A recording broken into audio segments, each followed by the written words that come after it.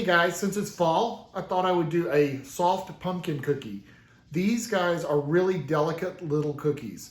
They're awesome. They have a nice glaze on them, and they're full of those wonderful fall flavors of cinnamon and clove and pumpkin. So hope you enjoy them. 2½ cups of all-purpose flour. 1 teaspoon of baking powder. 1 teaspoon of baking soda. 1 teaspoon of cinnamon. 1/2 teaspoon of freshly ground nutmeg. If you've never had freshly ground nutmeg, it's worth the investment to get a nutmeg grater and buy the fresh nutmegs. It's a whole different flavor. It's real floral and wonderful compared to the stuff you buy in a can at the store.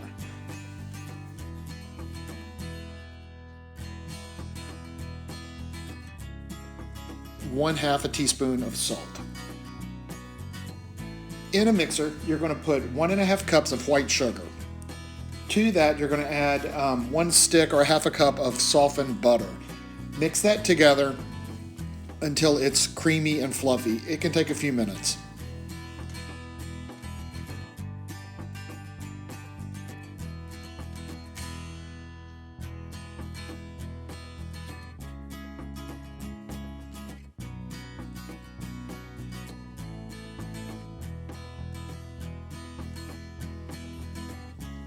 Once it's fluffy, you're going to add 1 cup of pumpkin. Don't use pumpkin pie mix. You want to use the pure pumpkin puree. I use the store brand. It's as good as the name brands.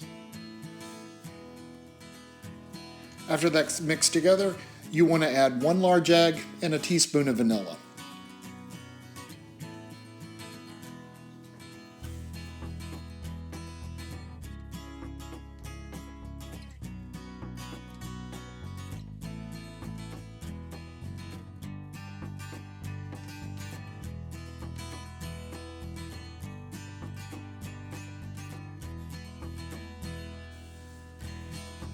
Once that's mixed together well, you want to gradually incorporate the flour and spice mixture slowly so it doesn't kick out of the mixer. You don't want to mix it long or heavy because you don't want to build up the gluten in the flour.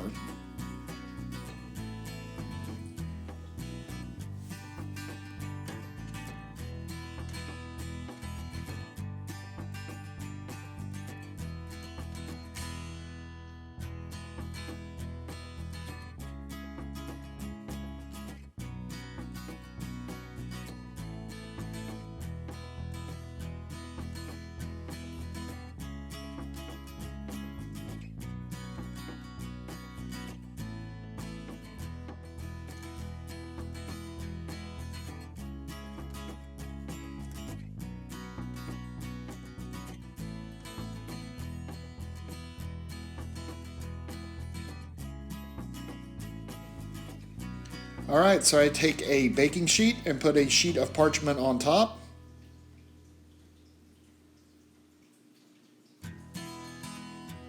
And I'm going to use my tablespoon scoop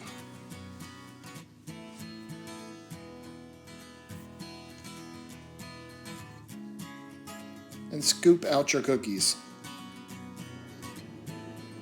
About 1 inch apart. They really don't spread much, but they do rise.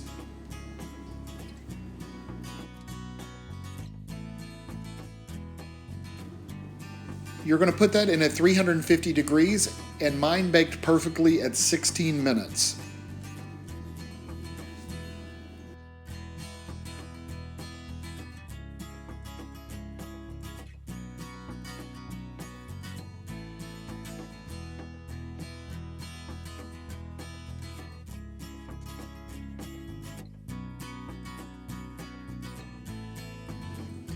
Once they're out of the oven, you want to let them cool on the pan on a rack for a few minutes. Afterwards, you can take them off the pan and let them cool on the rack. For the glaze, you're going to add 2 cups of powdered sugar, 3 tablespoons of milk. I use soy milk, 1 tablespoon of melted butter, and 1 teaspoon of vanilla, and a pinch of salt. And you want to mix that well. until it is smooth. The recipe calls for the powdered sugar to be sifted. I don't really see the point if you're making a glaze that's wet. It's going to dissolve the powdered sugar.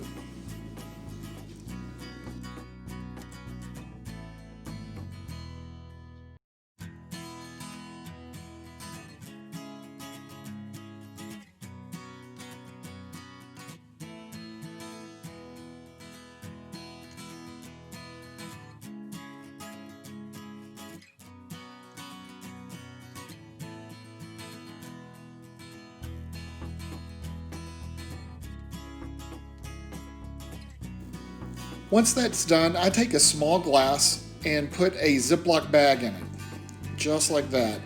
Scoop your glaze into the bag.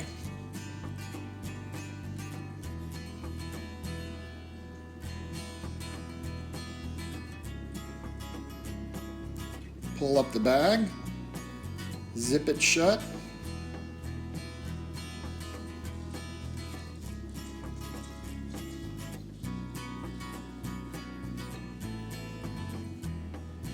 With your cookies laid out on a sheet of wax paper, because it's a mess if you don't, snip the corner of the bag. This glaze is thin, so it doesn't need to be a big snip. It's like that. And start drizzling your glaze over the cookies. Once you're finished, you want to let this air dry for an hour or so. Just let the glaze set, and then you can store it in an airtight container.